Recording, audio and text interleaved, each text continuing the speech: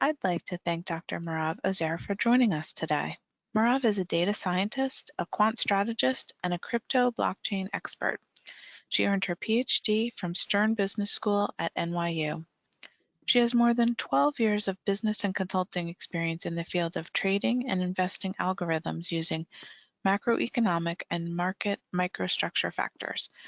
Merav's expertise and experience is in blockchain and cryptocurrency. For the spring 2021 semester, Merav joins Rutgers Business School full-time as a FinTech faculty member, teaching courses on blockchain and digital assets for undergraduates and MBA students. She also teaches blockchain and cryptocurrency courses for our Master's in Quantitative Finance program. Merav serves as an advisor and researcher for the Ripple Rutgers Collaboratory run by Rutgers Law School. And if that wasn't enough, Merav serves as the editor of the FinTech series at World Scientific Publishing and is in the process of writing a series of books on blockchain and cryptocurrency for them as well.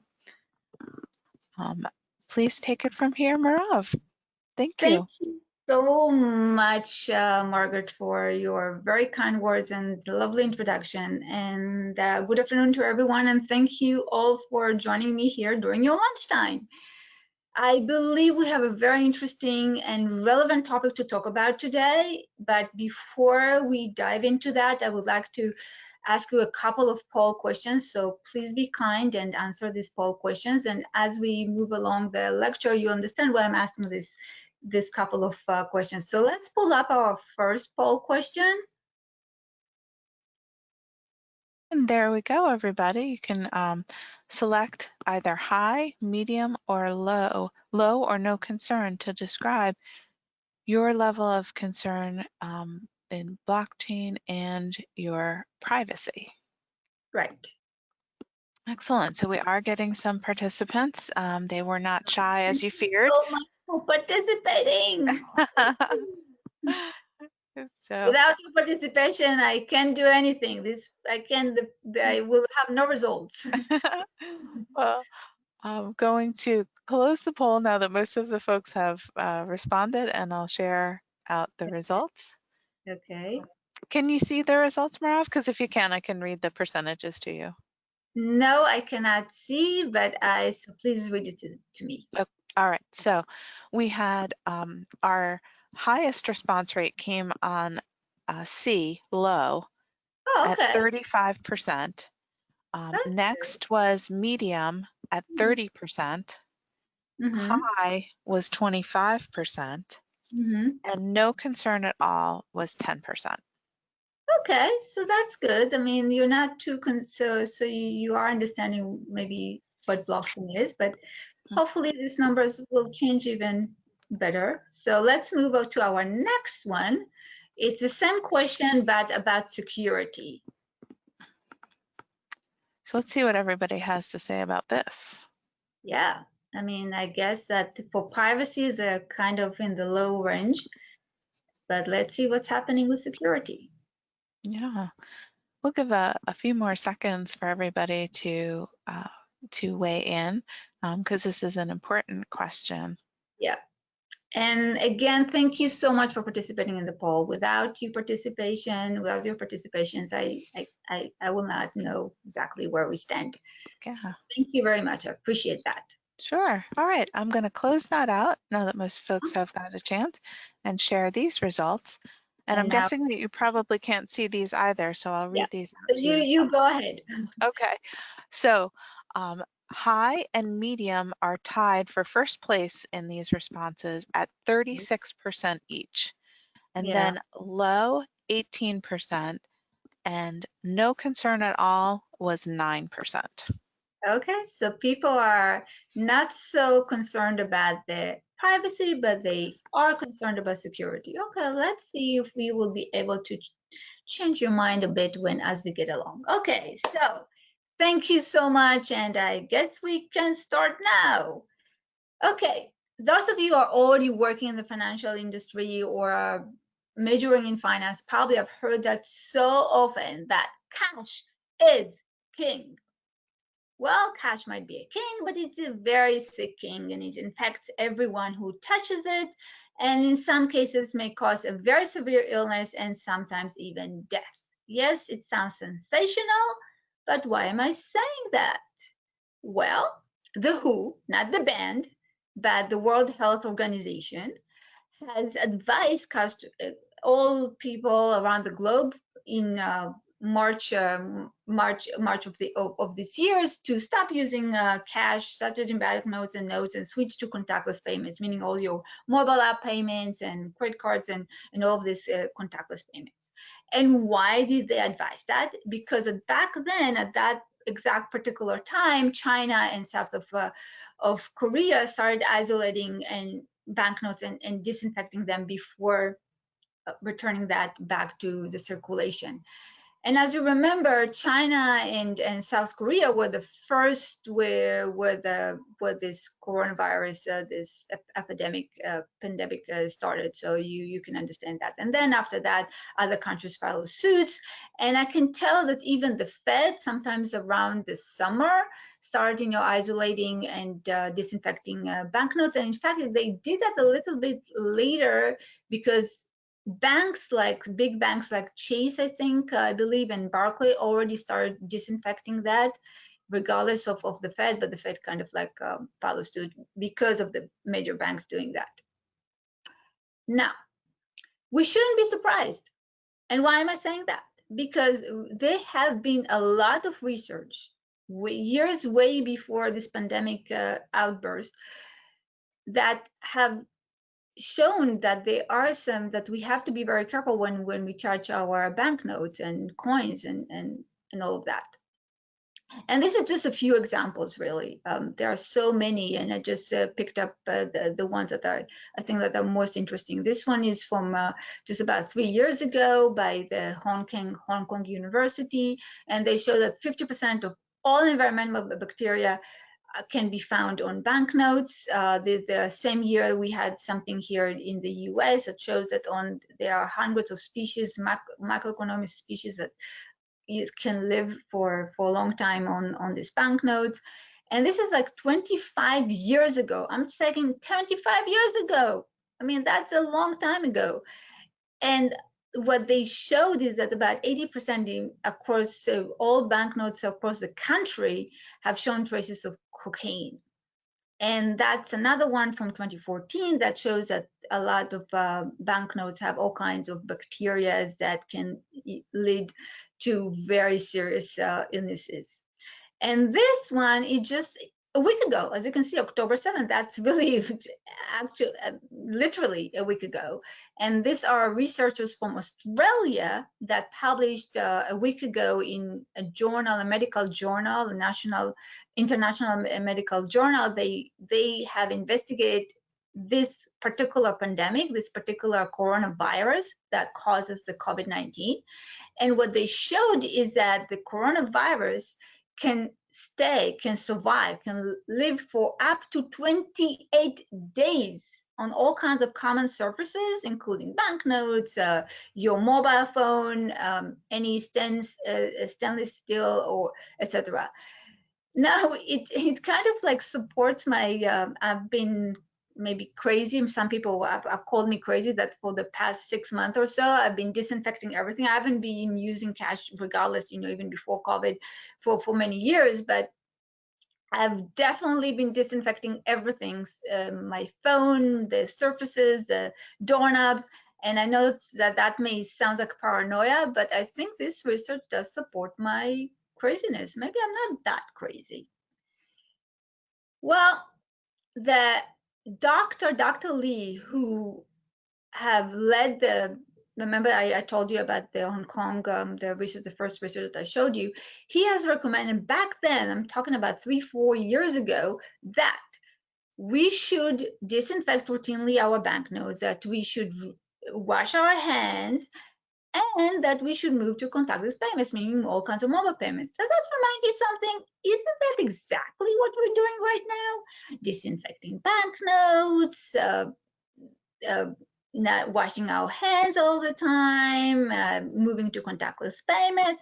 We are doing it right now. But he has warned us like 3-4 years ago. The problem is that unfortunately, human nature is that we always sit on the sidelines, we always postpone and say, oh, if nothing really happens and there's no outburst and there's no pandemic and no one gets sick and no one dies, then we can still go on with our lives. But only after some people start dying, then we pay attention. And this is a bit unfortunate because we have been warned. So what are merchants and customers are doing? Well, all of these deliveries, I mean, I don't know if you're using them, these food deliveries, whether it's GrabUp, DoorDash, and all the rest, they have instituted no contact deliveries, meaning just use the apps, I mean, the mobile apps to pay us, or the online apps, go to your online, order, pay us, and don't touch us. Don't pay us with cash. We don't want to touch you. We're just going to come, deliver, drop it off, and goodbye. If you want to tip us, then do that through the mobile apps. And that's it. They don't want to deal with anyone, no touching, none whatsoever, no contact. Other chains, this is in the UK, there's a coffee chain that also says, refuses to accept cash. And I don't know about you, but in my neighborhood, I mean, all the Starbucks locations for that in my neighborhood, they do not allow you to get into the store. They do not allow you to sit there. They do not allow you to do anything. If you want any coffee, you have to use their app, the Starbucks app. You order, you pay, and then they send you a message, and that message will tell you, okay, come up and pick a coffee, take a coffee, and goodbye and good luck, and have a great day. And this is how I think a lot of chains around the world are now operating in that fashion of no contact, no cash, no nothing. And as a result of that, the cash uses have been even cut even further because no one is using cash, and there's also a recommendation from the WHO that we shouldn't even use cash. And this is a research that came out from UK, but I can tell you that this is not just in the UK, but also in the US and other countries are experiencing the same situation. And as a result, usually when you pay with all kinds of these contactless payments, whether it's a mobile app of some sort or a credit card or something, there always going to be some kind of a ceiling, like a cap, how much amount you can transfer per transactions or how much you can use per day. And in order to facilitate that, then a lot of countries have lifted these restrictions in order to facilitate this transition into contactless payments. If we are using all of these contactless payments, then we might as well not be charged with all kinds of extra payments and extra charges and being penalized if we are using it more or for higher transactions. So regulators have been understanding that. Not to mention, I think in Kenya, another thing that they did there, the regulators, the country also said that not only that they are upping, increasing the limits, they also said that there are no transaction fees, none whatsoever, that people should not be charged for all of these transactions. So that's another extra boost that regulators and countries are recognizing. So the trend to cashless economy. Now, before we continue, I would like to ask a poll question and see where you're at when it comes to payments. What do you use the most? Cash, debit card, credit card, or any mobile of the such like the Venmo, the Zelle, the Alipay, Cash Pay, Apple Pay, or whatever pay. So I want to see what's happening here. I'm interested to see this as well. Yeah, right? And we didn't put a dollar amount in like over a certain threshold, but I know for me that makes a difference. Yeah. But let's see. We'll give people a few more seconds because I know there's a few more. I can see the numbers moving a little bit. Okay, I'm going to close the poll and share the results and wait till you see how dramatic. Okay. Credit card by far, 85%. And the Woo! others had only 5% each. Wow. Wow. That's interesting. So not so much cash. So how much is it? Like 5% cash? That's what you're saying? 5% cash, 5% debit, and 5% the variety of mobile options offered. Okay, credit card. Okay, I'm with you guys. With you all the way. As long as you're not using cash, that's good. That's excellent to see. Well, so you're pretty much in line with what's happening across board, across countries. Even before COVID hit, a lot of countries were already trending into a cashless economy, even before COVID-19. And this is a chart that from Statistica. This is 2 years ago. This is from 2018, as you can see here. And I can tell that if you did this survey again now, these numbers will probably move further to the left.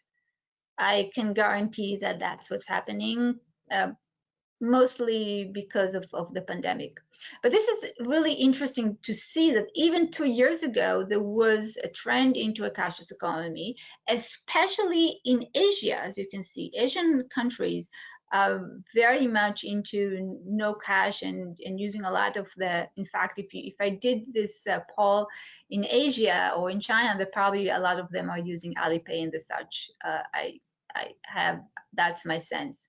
So that's what we see here. And now Sweden, which I'm going to talk about in a second, in fact, it's even less than 20. It's about 10. I mean, the central bank of Sweden have showed that it's about 10, and I'll explain to you what's happening over here. Now, I wanted to notice something very interesting. If you pay attention here, if you notice, you see like Italy and Spain are like up there in the ones that do use cash a lot.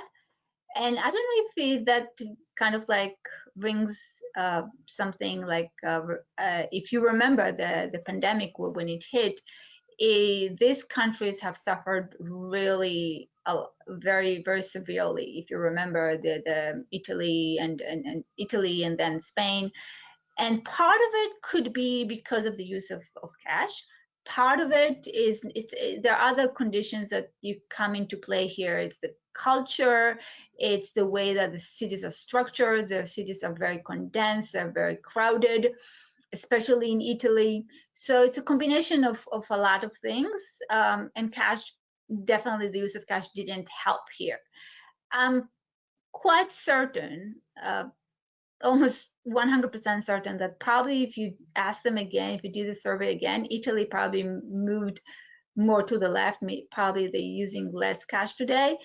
Well, you can change the culture, you can change the cities, so that still remains, but at least they're not using cash, and that's probably would be a good thing for them to at least help them to prevent any further contamination of the virus. But this is really interesting to look at, how Western Europe versus Asia are in play here. Quite interesting. Okay, now just to mention something about, remember that I mentioned, the Swedish bank. So the Swedish bank, as I said, the federal bank, the central bank of Sweden is called Riksbank. And they did their own report, and in their own report, what they found is that about only 10% of the populations are using cash. Yes, you might say, well, it's a small country, so it doesn't really matter much or whatever. But still, I mean, if you're a country, so the central bank of Sweden realize that there's no point of issuing any banknotes, if no one is using it. I mean, almost no one is using it, so what's the point?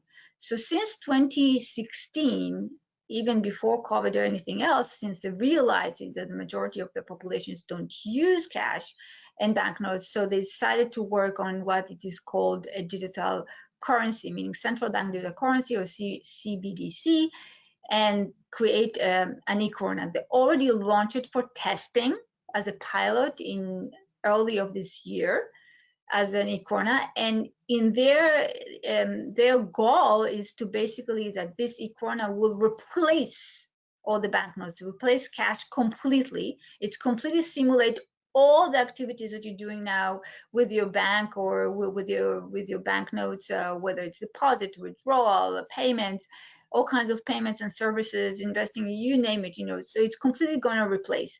I can tell that other countries are also working on CBDC.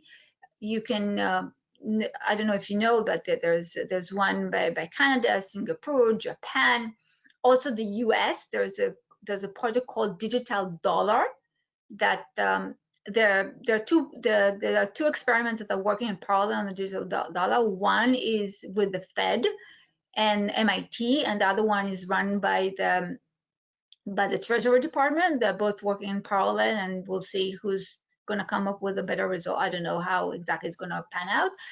And of course, I don't know if you know that, but China has been working on their own digital currency, the EU yuan, or whatever they want to call it, the digital currency.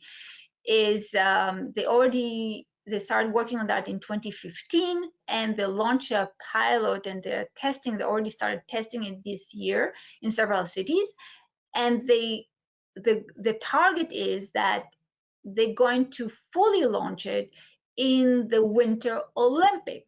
I think it's in 2022, which is right behind the corner, like a year and something from now. And we'll see how that's gonna play out. It's really interesting times happening, and I'm very excited. So we'll see what happens. Now, even if COVID didn't happen, and even if there wasn't any advice from the WHO or wherever else to move into contactless payments, just the change in generation would have moved us to this trend of a complete cashless economy. Gen Z, which are the teens of today and the 20-something of today, they mostly rely on all their mobile payments, whether Venmo, the Zelle, the Cash App, the Alipay, and all of that. And just as this young generation is going to become more and more active in the economy, very likely that we would have moved into a complete cashless economy anyways. But of course, with the COVID, it just gave it another boost and accelerated the transition into a complete cashless economy. And businesses have taken notice, and businesses are increasingly willing to accept all these mobile payments. In fact, there's something very kind of funny, I believe, for me at least. There's a Chinese food shop in my neighborhood that they accept either cash or Venmo. I don't know how you can switch between cash or Venmo. It's really interesting. It's no credit card, no nothing. Either you pay me with cash or you pay me with Venmo. So I thought that was a bit funny to think about the way that they are looking at payments. In any event, so this just to let you know about the trend. But there are problems with our current payment system. Even all of these cashless payments, they all have problems. Even the Venmo, I'm not just talking about the credit cards or the debit cards, but I'm talking also about the Venmo, Zelles, and all of that. They all have the same problem. Even though they tell you, oh, it's a peer-to-peer, or there's no transaction fees, but not really. The highlights, and now we're going to go deeper into each and every one of them, is that there are transaction fees. Do require a bank account. There are limits. There are intermediaries, tons of intermediaries, and this is why you have transaction fees. And it's not quite instantaneous as you may think. And you'll see why, as I will explain in a second. So transaction fees. Transaction fees run anything between the low end of a little bit more than 1% to a higher end of a little bit more than 3%. I think in the higher end you can find, you probably will find the American Express and the such, and on the lower end you probably will find MasterCards. Now so all credit cards that you have, you definitely paying some transaction fees one way or another, whether you notice that or not. Now the one that claim that they're not charging you any transaction fee, that they are peer-to-peer, not charging you transaction fee, whether it's the Venmo or the Square and such, they do charge transaction fees, but they are rolling it over to the merchants, meaning, let's say, your coffee shop, your food wherever you buy food or whatever else. Now it's up to the merchant to decide what they're going to do with that. Either they're going to incur the cost themselves, or they're going to roll it over to the users. I mean, us.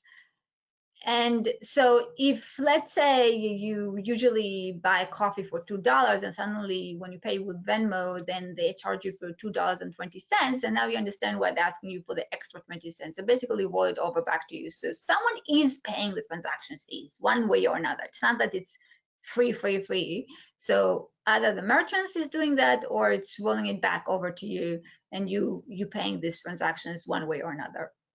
So this is also transactions fees. And so pay attention to that. It's always there. Even if, let's say, they tell you, the credit cards or whatever, telling you, oh, there are no transactions fees, they're always getting it from somewhere, and they're getting it from the merchants. And in many cases, I can tell you that most merchants are going to roll it back over to you. So that's what happens in the system. Bank accounts. So if you're having a debit card or credit card, you probably know that already. You must have a bank account. And those that claim that you don't need a bank account, like the Square and the Venmo, they don't require a bank account, but they kind of, I call it penalizing, because if someone is charging me fees for withdrawing, then basically you're penalizing me for taking money out of my own account, my own money. And I just want to take it out from here and put it in a different place. And now they're saying me, oh no, you're going to be penalized for that. So I call it like a penalty. And also they charging you for using your credit card. So in a sense, if you think about the way that Square and Venmo is working, is very much like a bank account, because they're saying, okay, so don't have a bank account, but it's as if you're having an account with us. We are your bank.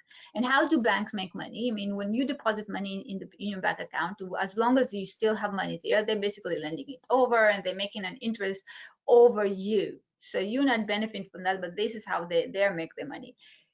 Square and Venmo is working the same way. They have to make money, even though they tell you, oh, we're not, charging you for anything. Well, they have to make a living, right? They have to make a profit from somewhere. I mean, nothing is for nothing. So the money that you deposit there, they are as if your bank, and the account that you have with them is as if your bank account. So one way or another, you have a bank account, whether they call it a bank account or you don't call it a bank account. And one way or another, you have to pay for it, whether you're doing it with Venmo or with some other, I don't know, established bank like Chase or something like that, one way or another. So just pay attention to all these kind of blurry details that they fill you with. Okay, now limits. A lot of these payments methods will ask you for some kind of a limit. Either there's a limit on the amount that you can transfer for each and every transactions, or sometimes there are limits on how much you can transact per day. So, but there are always some kind of limits, always some kind of a ceiling of what you can do. You can't just do whatever and send as much money as you want and do as many transactions as you want. There's always going to be some kind of limit to that, whether they tell you that up front or they suddenly send you a message, oh, you can't do that. So one way or another, they kind of put a stamp on whatever you can do. And of course, there are tons of intermediaries, and this is why you have so much transaction cost, because everyone needs to make a living. And therefore, and even the Venmo and the Square, they're telling you, oh, it's peer-to-peer. You're just sending it to your friend or sending it to your grandmother or whatever. It's not really. I mean, that's what they tell you, but behind the scene, the back end is the same system, the same banking system, like any banking system. It's not that they built a new system that allows you to do it peer-to-peer. It's not the blockchain. And I'll talk about the blockchain. Blockchain is really peer-to-peer, but this one is not. They're using the same system. So this is the cumbersome system that how it works today, no matter what method you're using. So I'm the customer, right? I'm sending money I'm paying to the merchant, whatever the merchant is. The merchant is sending it to some kind of gateway processor.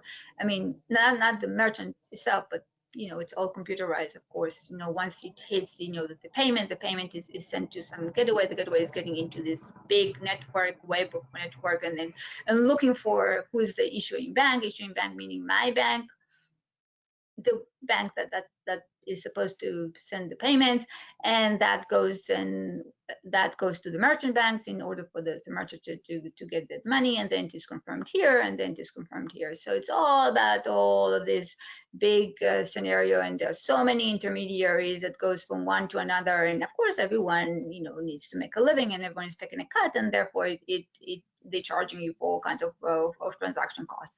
And why I'm saying it's not instantaneous, even though when I'm sending, let's say, paying, let's say for my coffee, right, at Starbucks or something, and it says approved, right, and I'm getting my coffee and walking away, if you look at your account exactly, whether it's a Venmo or a credit card, it's always going to say pending. And sometimes the pending will stay there for a few days until it is completely cleared and charged from your account. So at the time when you do these transactions, basically it's kind of like sitting outside of your in kind of like a trustee type of account. You can't touch this amount because it's already been reserved for these transactions, but it is pending because it hasn't been approved yet. And why this hasn't been approved yet? Because it has to go through all of this process in order to eventually that these guys eventually are going to say, yes, I have the money, yes, I'm receiving it, and telling everyone that it's cleared. So all of this takes time and takes sometimes 2 days or so, and in the meanwhile things can be reversed, and you can get a notice saying, oh well, you don't have money, or it's been returned or whatever. So just pay attention. So it's not completely instantaneous. This is why I like blockchain, because with blockchain DLT, it is really instantaneous. Well, we'll get to that. So solutions. My solution is that we should use digital currency or cryptocurrency. Now, why am I saying that? Well, the technology behind digital currency, what runs it, what utilizes, it's something that is called distributed ledger technology, often also referred to as blockchain. And but what is DLT? What is blockchain technology? Well, I can tell you a lot about that, but I'll try to be brief here and just give you like the highlights and the high level understanding of that, because but you can definitely take my courses or contact me online and I can give you some more information. In any event, now DLT and blockchain are often used interchangeably. I'm sure that you read all kinds of articles, and people are using DLT and blockchain. They mean the same, but they're not completely the same. There is a subtle difference, but whether it's subtle or not, it depends who you ask. If you ask a business person, they will say, oh, it's a subtle difference. If you ask the technologies of developers, they'll say, oh no, there's a big difference. So it depends who you ask. I can agree with both, whether it's subtle or not subtle, because I can see it from both views. In a very layman's way to think about it is that all blockchains are DLT, but not all DLTs are blockchains. So you can think about blockchain as one way to employ and deploy this technology of digital currencies. This is one way, one structure that to utilize this DLT. This is the best way to explain that in really layman terms. Now, so what is the DLT? Now, the best way to show you that is looking at this. Now, when you look at this, is like, as of now, all the systems, the cumbersome system that I told you about, basically is centralized. So everything is, there's one hub, one point of failure. So everything is connected to that one hub, whether it's in the cloud or one server that may be in the cloud or not. And if something happens here, everything fails. A distributed ledger of what we have here, as you can see, there are a lot of nodes. Each and every node, you can think about it as a computer or as a server. And theoretically speaking, these nodes can run across the world. doesn't matter where you are. This is, basically how the public blockchains work, whether it's a Bitcoin of today or the Ethereum, then you can have each and every node like that, each and every computer can be no matter where on the planet. As long as you have access to an internet, then you can become a node. So theoretically speaking, even my laptop can be a node, but I can tell that 11 years after, with all this computation power that you need, probably it's not feasible. But theoretically speaking, yes, even your computer can be a node, part of these nodes here, part of the system. So everyone has a node, everyone has a copy, not just one copy over here. Everyone has a copy of everything that is happening on these nodes, all history, all transactions. And now not only that everyone has a copy, then each and every one of them here, depending on the protocol, there has to be a consensus of verifying transactions. So if, let's say, I'm sending a transactions and I want to move money from my account to somebody else to transfer money, then this transaction has to be verified by all nodes and be confirmed by everyone. This is how you don't need any intermediaries, but you have this trustless peer-to-peer type of network that is going to confirm everything and know about what's happening. Now, the consensus can say that 100% of all nodes has to agree, or only the majority, like 51%, like in the case of Bitcoin, you only need like 51% of them to agree. Now, another important point is that everything is encrypted. For those of you who are talking about privacy and security, then everything is encrypted here. So yes, everyone can see, but they can't see the actual, and I'm going to show you that in a second. They can actually see your name, your security, social security, or whatever, and even the transaction itself. But because everything is encrypted, but everyone has it is transparent and encrypted at the same time, so it's secure and anonymous at the same time. So this is as for DLT in general. Now, a blockchain, when I'm talking about a blockchain, so a blockchain this is what we probably heard about when we're talking about Bitcoin or Ethereum.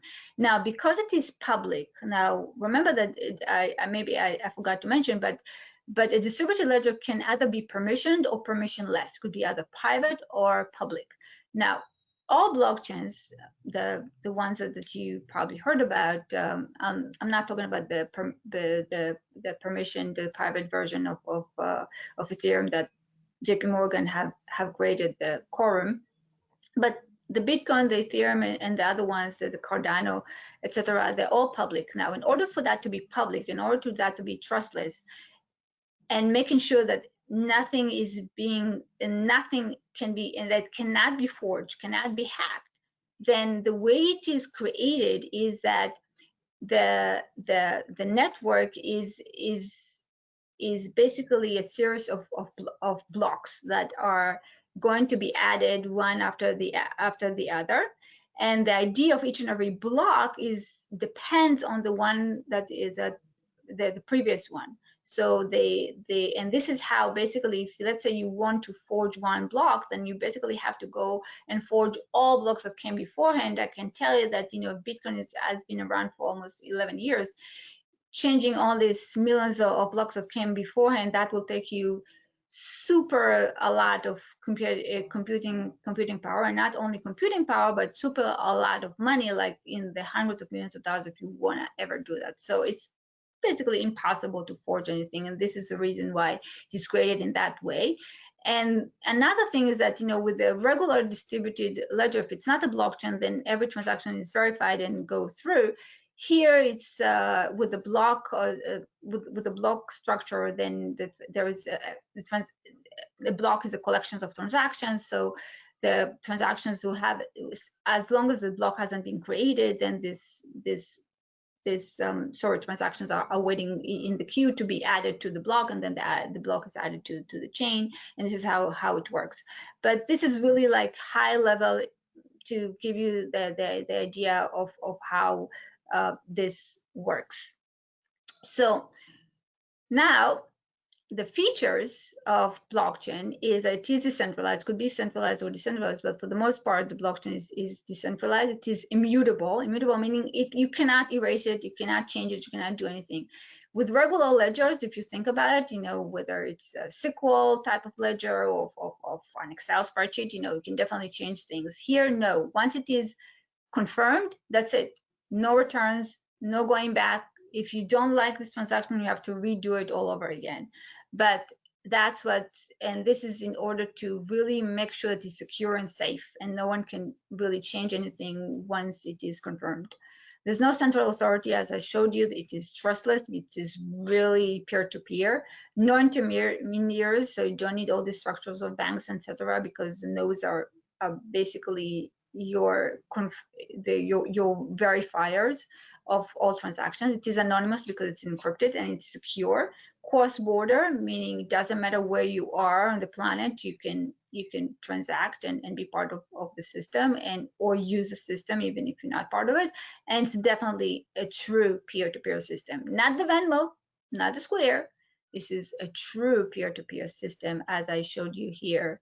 When each and every node, it could be theoretically speaking, each and every one of us can be a node in a public, like a blockchain, Ethereum, Cardano, etc. Because of these features, therefore, there are no transactions fees. There are no bank accounts. There are no limits. The transactions can go from, I don't know, less than a cent to $1 million. And your account could be even zero balance. And no one's going to tell you, hey, you have to be, you're going to be penalized for having a zero balance on the network. So no intermediaries, as I mentioned. It is really instantaneous. There's no pending time. When it's confirmed, it's confirmed. And I give you this explanation as if it takes forever, but I'm telling you, it's a matter of seconds sometimes, depending. I mean, with EOS, it even takes about less than a second, about half a second, about 500 milliseconds to happen. And it is inclusive, so it doesn't matter whether you are living in a village in Africa or in the great city of Boston. You can be part of it, and as long as you have access to internet, then you can be part of it. So that's very important. Now, I'm asking you, I want to ask this poll question, and I'm asking that because you'll see in a second why I'm asking this question. Well, responses are coming in, but they're gravitating toward one choice, shall I say. We'll give a little time for a few more to weigh in. I have a hunch what it's gravitating to, but I'm not say it until you tell me. We have a couple more still weighing in, so I want to give everybody a chance who wants to vote. So. Okay. All right. I think we've got everybody who wanted to, so I'm going to close it and share that it was a 90-10 split with confidence in the Fed. Oh, I'm not surprised. Okay, so why am I asking that? Because there are two projects that are happening in parallel. One is you probably heard that Facebook is saying, going out with Project Libra, which is basically their cryptocurrency, which is say, oh, we know we're going to have our own cryptocurrency, and now you can use our system for payments. And the way that it is constructed now, it's going to be like a consortium. I mean, people are coming in and out from this consortium because they are also a little bit worried and concerned about it. So it's not only you are concerned, but also other people want to be part of it. And you also have to, in order to be a node, not everyone, I mean, remember I told you today but basically with Bitcoin, etc., everyone can be a node. Here, no. I mean, you have to, first of all, you have to pay for it. And that's a hefty amount of money to be a node. And then only the people who are the nodes have access to all this information. So even as a user, I don't have access to all this information. Only the nodes who paying a hefty fee here. So that's Facebook. Now, the Fed, on the other hand, is now in the process of they have a project called FedNow, The goal is, the target time is that it's going to be launched in, I guess, in 2-3 years from now, right? I mean, almost around the corner. And it's going to be instantaneous. It's going to be around the clock, 24/7, around the clock all year. And the reason why they decided, I mean, they started working on that, I think, in 2015 already. So it's already been 5 years, but they started boosting the process into this target because, whatever happens with the stimulus money, probably know that some people, the ones at the unbanked, the one that need the money the most, didn't get the money.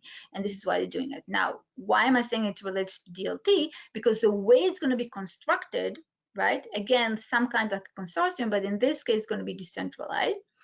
And the system is going to be, the nodes here are going to be all banks in the Fed's network.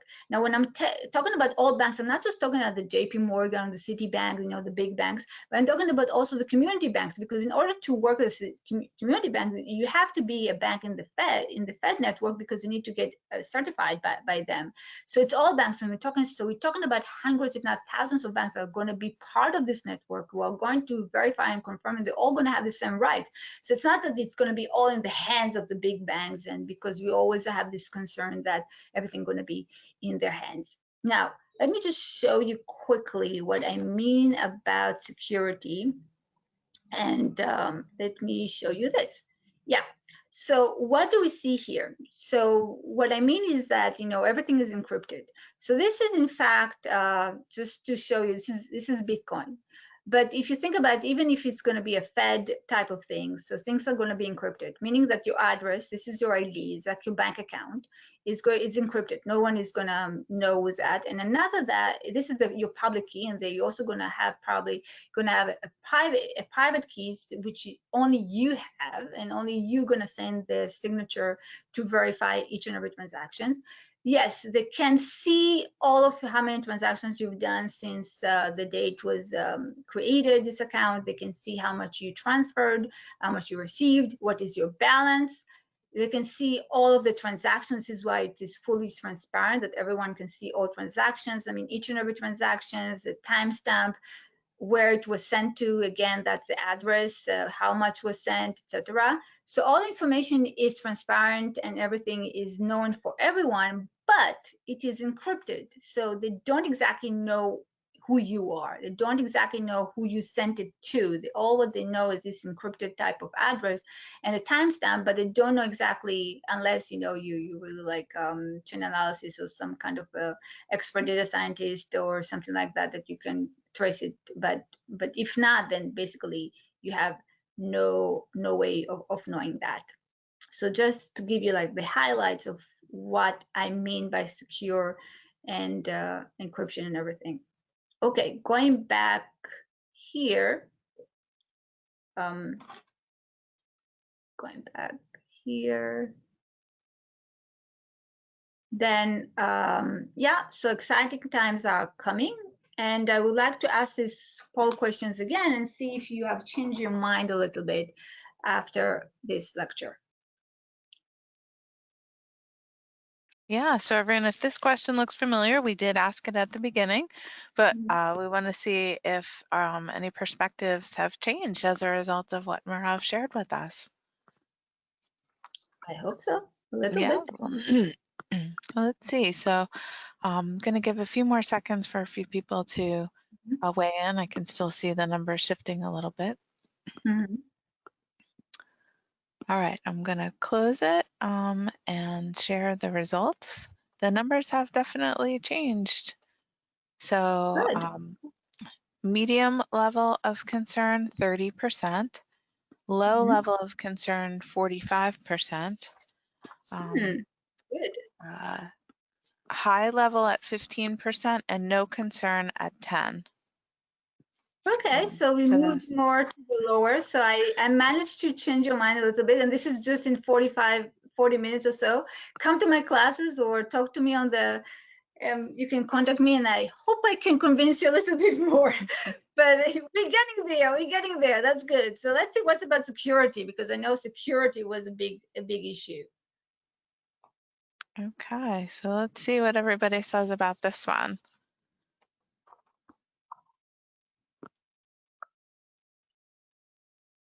I think this one's going to come up with some very different numbers as well. I think you may have been convincing. Woo! So give another second or two for people to That's a weigh in. success. All right, I'm going to close it out now, everyone, Uh-huh. and share that the results are the highest percentage came in at low this time, at, Wow. 40%, medium at 35%, no concern at all rose to 20%, and Woo. high dropped down to 5%. Wow. I made it. I'm so happy that I managed to convince some people here. Wow. So that's a success for me. And this is just in 45 minutes. I'm sure that if I talk with you for more than 45 minutes, you might be, I will manage to convince a little bit more people. I hope so. Yeah.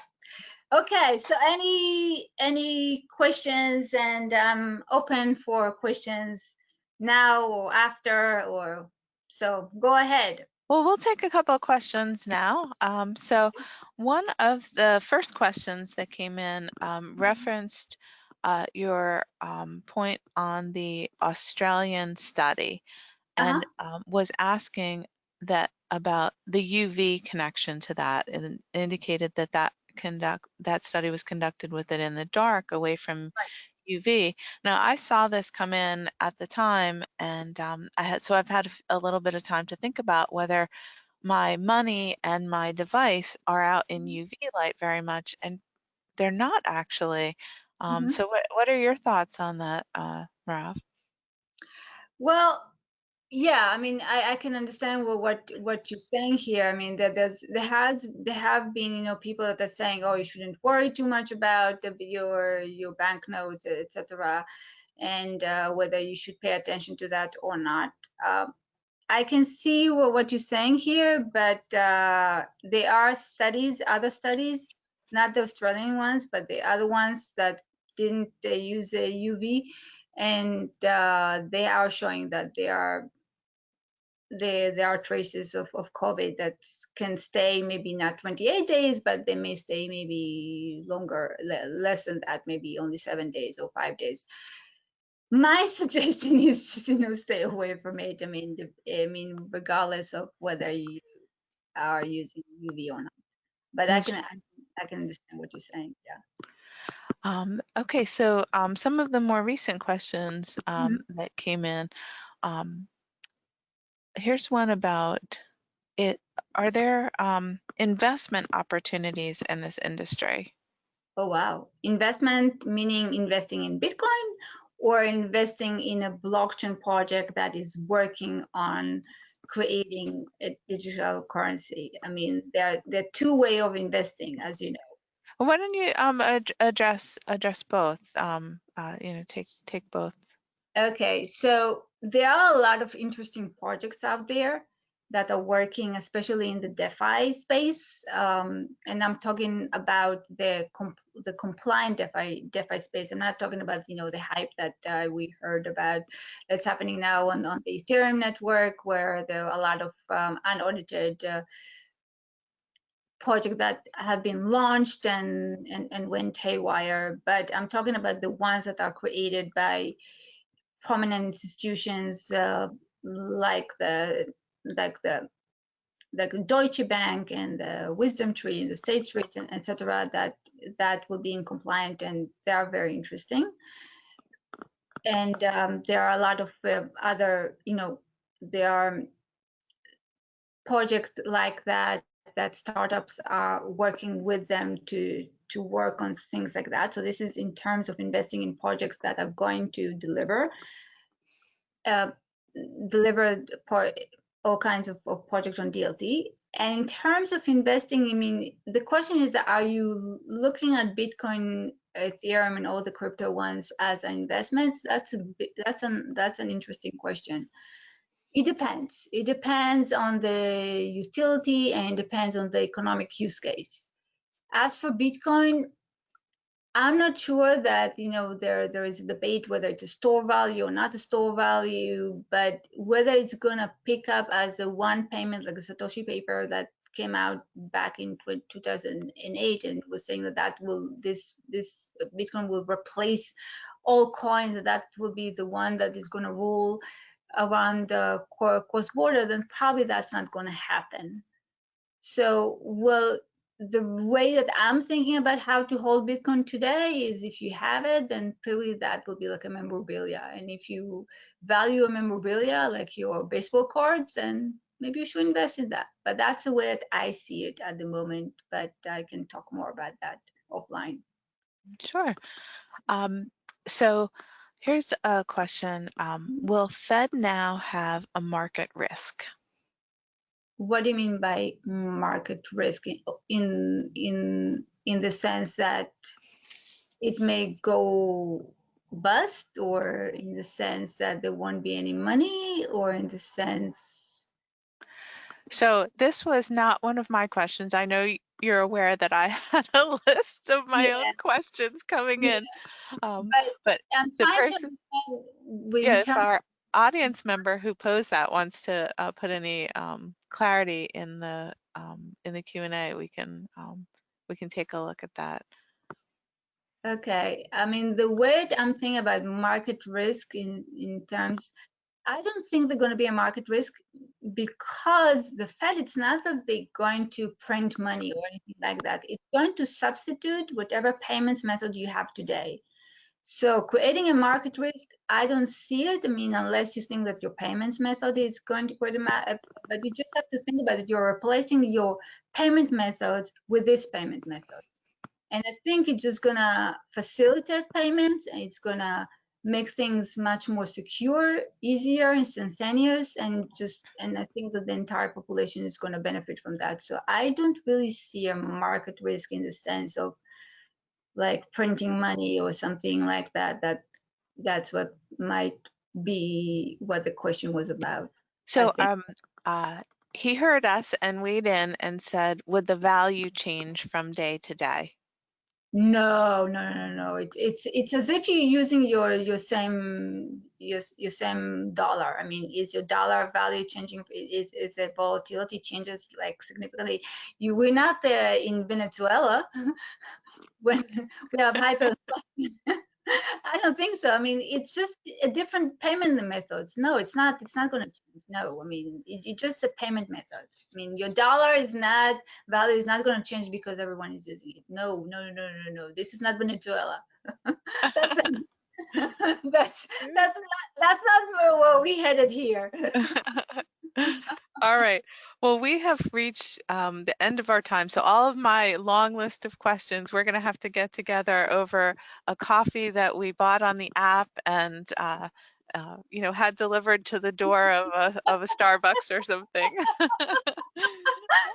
Would love to do that with you, Margaret. Whenever you just let me know, and we're gonna do that. Well, I'd like to thank you, Merav, for a fantastic, highly interactive presentation. And I'd like to also thank our audience because they were the enthusiastic participants. Yeah. And it really enhanced the discussion that we had in mind around going cashless. Yeah.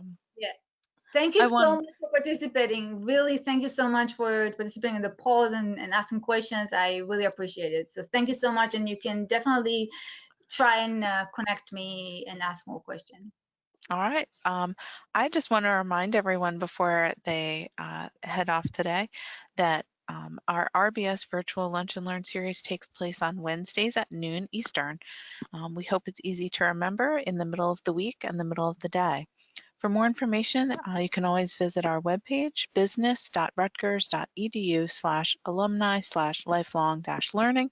We realize that's long, so any of the people who we have your email will be sending out information about our next topics, but our exciting schedule of topics and presenters that are lined up over the next several months were thanks to great suggestions from our audience, so we encourage you to keep sharing with us.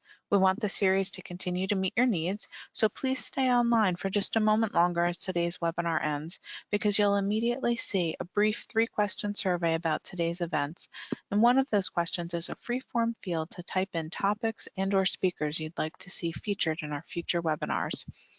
I mentioned earlier when our webinar began that a link to the archived recording of this presentation will be shared via social media and emailed as well, and it'll appear on the Business Insights page of our website. And I'm closing with the most important part of our webinar series, which is our 1,000 Laptop Challenge. Generous corporate sponsors, promotional partners, and individual contributors are coming together to help our students by raising awareness and funds for the 1,000 Laptop Challenge. Our semester has begun with remote instruction. Can you imagine yourself attending your classes and doing all of your schoolwork online, but without a computer? This is a real struggle for some of our students. How can you help, you ask? Please consider making a donation to the 1,000 Laptop Challenge Fund. Also, please check with your employer. Your company may have a charitable arm or they may match your gift. And kindly watch for the email that follows this webinar so you'll have a direct link to the donation page for the 1,000 Laptop Challenge Fund. And we thank you so much for being part of this important RBS initiative. And I'd like to thank everyone who was here. I'd like to thank you, Merav. It was so much fun working with you on this and learned so much. Thank you so much, and happy to and please donate.